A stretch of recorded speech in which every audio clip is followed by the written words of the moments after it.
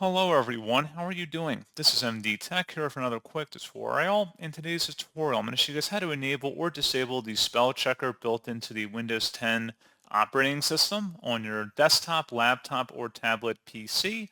So this should hopefully be a pretty straightforward process here, guys. And without further ado, let's go ahead and jump right into it.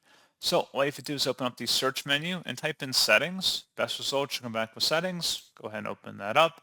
Select the devices tile on this page, and then you want to select typing on the left panel here.